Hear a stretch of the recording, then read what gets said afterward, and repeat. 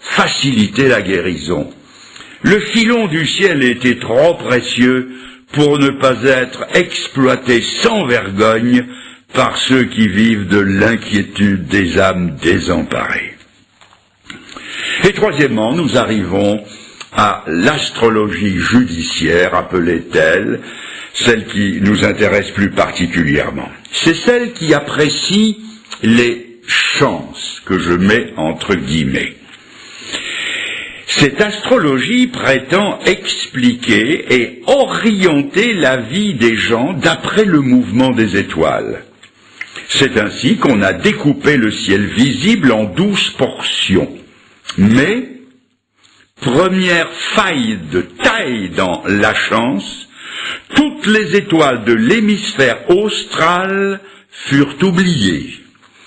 Elles n'existent nulle part dans les cartes astrologiques. Et pourtant, elles sont là, au-dessus de la tête des Australiens, des Sud-Africains et des Sud-Américains, qui n'ont pas du tout le même ciel que le nôtre.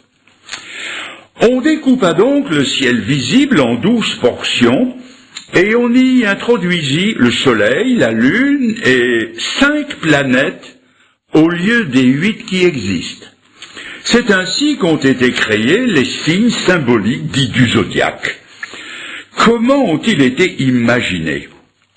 En enfermant des groupes d'étoiles dans des dessins figuratifs purement imaginaires. Alors je répète, en enfermant des groupes d'étoiles dans des dessins figuratifs purement imaginaires. Telle est l'origine babylonienne et païenne du zodiaque, que le soleil semble parcourir en un an, mais qu'en réalité, il ne parcourt pas. L'astrologie, est-ce que c'est sérieux? C'est la première question qui se pose. Le café que je bois le matin peut être sérieusement bon ou mauvais. Mais que mon avenir soit écrit dans le marc de café, ça, ce n'est pas sérieux. Les cartes astrologiques primitives sont peut-être de la belle ouvrage, comme on dit, je veux bien. Mais que ma destinée y soit écrite, ça, ce n'est pas sérieux. Du reste, tout le système astrologique du ciel est scientifiquement faux. Rien n'est demeuré fixe dans l'immense mécanique céleste, tout a évolué, plus rien n'est semblable à la carte astrologique initiale, cependant elle est toujours employée par les astrologues modernes. Un enfant de 7 ans sait aujourd'hui que le soleil ne tourne pas autour de la Terre, mais bien l'inverse. L'astrologie travaille imperturbablement sur la notion du soleil qui tourne autour de la Terre. Et puis, le ciel n'est pas plat comme le supposaient les astrologues qui ont établi la carte divinatoire du ciel. Les astres qui se croisent, pour employer leur jargon, sont en réalité à des distances inimaginables les uns des autres. Contrairement aux affirmations de l'astrologie, les astres stationnaires ou rétrogrades n'existent pas. En plus, les 3 planètes Uranus, Neptune et Pluton ne figurent pas sur la carte astrologique. Et c'est à l'astrologie qu'on se fie pour guider sa vie. Et puis, qui a décidé que telle ou telle conjonction d'étoiles était favorable ou défavorable? Comment peut-on accepter que des jumeaux nés sous la même étoile, à la même heure, comme Ésaü et Jacob, ont cependant des destinations diamétralement opposées? Oh, bien sûr, quand les prédictions des astrologues sont assez vagues, ça peut être 50% vrai, comme on dit 50-50. Si ce n'est pas blanc, c'est noir. Si ce n'est pas une fille, c'est un garçon, une fois sur 2. Mais quand les prédictions deviennent plus précises, quelle déconvenue! C'est ainsi que les astrologues arabes, juifs et chrétiens du Moyen-Âge, s'accordèrent pour prédire la fin du monde pour le mois de septembre de l'an 1185. Et nous sommes tous là. Les astrologues les plus sérieux ont prédit un déluge universel pour le mois de février 1524. Je répète, 1524. Le docteur Auriol de Toulouse se construisit un bateau, une arche pour sauver sa famille. Mais pas une goutte d'eau ne tomba sur Toulouse, bien que Saturne, Mars et Jupiter étaient en conjonction sous le signe du Poisson. Alors qu'en 1939, le bruit des bottes se faisait entendre en Europe, les astrologues anglais prédisaient qu'il n'y aurait pas la guerre. Plus récemment, les astrologues américains ont annoncé qu'en 1969, la Californie serait sous les eaux de la mer. Il est intéressant de constater que les horoscopes, publiés par différents journaux, s'accordent tous sur un point, c'est de ne pas être d'accord entre eux. J'ai gardé un petit dessin humoristique qui dit « Si les astrologues étaient si forts qu'on le dit, ils devraient logiquement prédire aussi toutes leurs erreurs de prévision. » Ce que, évidemment, ils ne font pas. Les astrologues prétendent connaître tellement de choses et dire par avance tellement d'autres choses, mais aucun d'eux n'a prévu cette année exceptionnelle qui a vu l'effondrement du mur de Berlin et du régime soviétique. Ces voyants par étoiles interposées n'ont pas vu que pour sa traversée inaugurale de ce mois d'avril 1912, l'insubmersible Titanic serait au fond de l'océan Atlantique. Le ciel astrologique n'a révélé à aucun d'eux la date du 11 septembre 2001 et l'attentat terroriste contre les 2 tours du World Trade Center à New York. Si l'astrologie avait quelque chose de sérieux, ne pensez-vous pas que les astrologues avisés se seraient tous enrichis en gagnant aux courses, à la loterie, au sport toto ou à la bourse? Mais ils ne peuvent s'enrichir que sur le compte des crédules qui vont les consulter. Alors certains prétendent que c'est un divertissement. Ils disent cela pour s'excuser de le lire chaque jour. Mais est-ce que ce n'est qu'un divertissement? En aucun cas, car il s'y cache des choses plus profondes. Tenez, par exemple, si je vous posais la question, pourriez-vous me citer par cœur le nom des 12 tribus d'Israël? Je suppose que vous seriez assez emprunté. Deuxième question. Pourriez-vous, sans vous tromper, citer dans l'ordre les 12 petits prophètes de l'Ancien Testament? Je continue. Si je demandais à d'authentiques chrétiens qui, comme moi, lisent la Bible chaque jour, pouvez-vous me citer le nom des 12 apôtres du Seigneur?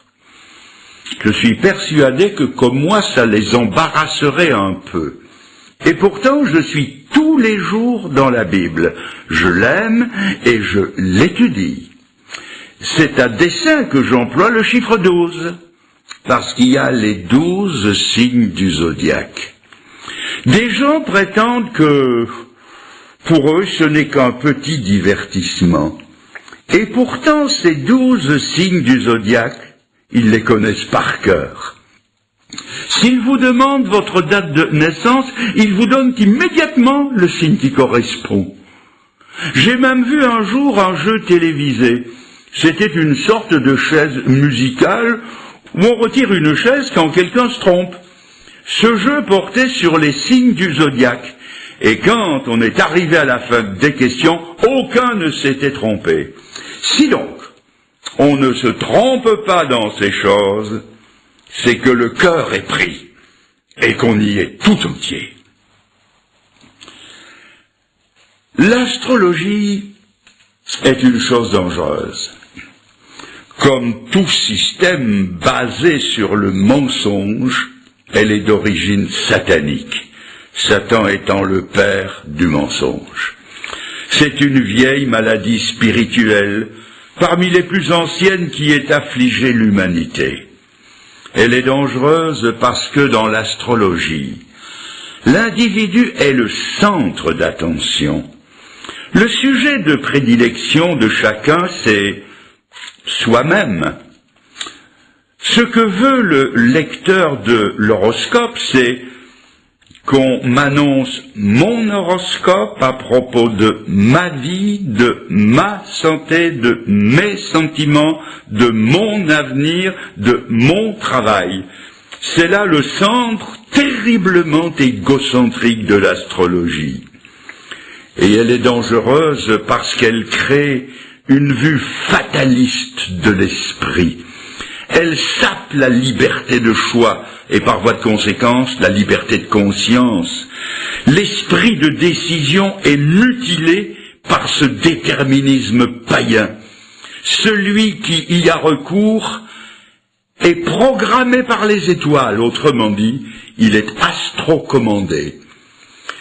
Voici un exemple extrême, mais vrai, que produit la dépendance astrologique. Une riche étrangère de la meilleure société est venue à Genève pour accoucher. Tout s'annonçait bien, mais la future mère devenait de plus en plus anxieuse. Que se passait-il? On a appris qu'elle avait été consulter un grand astrologue italien qui lui avait dit que pour que son enfant naisse sous la meilleure étoile possible, il devait naître un certain dimanche matin à 10 heures. Et comme la date s'approchait et que l'accouchement ne se précisait pas, elle a exigé de le provoquer par une césarienne.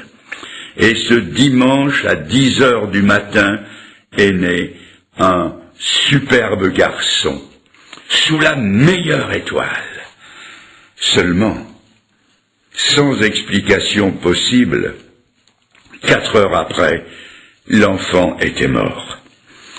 Et c'est pour qu'il naisse sous la meilleure étoile possible que sa maman l'a fait naître ce matin-là à 10 heures. Triste exemple d'aliénation diabolique qui nous conduit à affirmer que véritablement l'astrologie est satanique.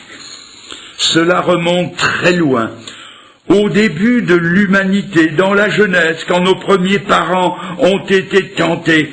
Souvenez-vous de cette phrase qui leur a été suggérée. Vous serez alors comme des dieux. C'est le même langage. C'est se passer de Dieu pour avoir accès à la connaissance. Ainsi, l'homme croit être le maître de son temps et de son destin. Il régit tout. Il n'y a plus de place pour Dieu.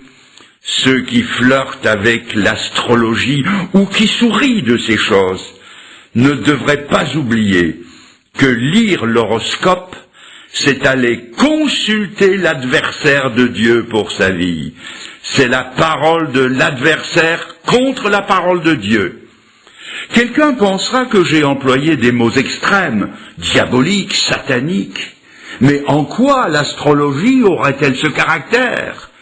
Eh bien, ceux qui y ont recours se placent sans le savoir sous l'autorité de ce que l'Épître aux Éphésiens appelle sous la puissance du prince de la puissance de l'air. En plus, elle est une désobéissance à la parole de Dieu. Tout commerce avec l'astrologie produit une aliénation spirituelle. Et tant que quelqu'un n'a pas mis sa vie en ordre de ce côté-là, l'ennemi a toujours accès à sa vie, d'où ces guerres intérieures, ces troubles inexplicables, ces voix que l'on entend, ces insomnies angoissées, ces cauchemars et dérèglements psychiques.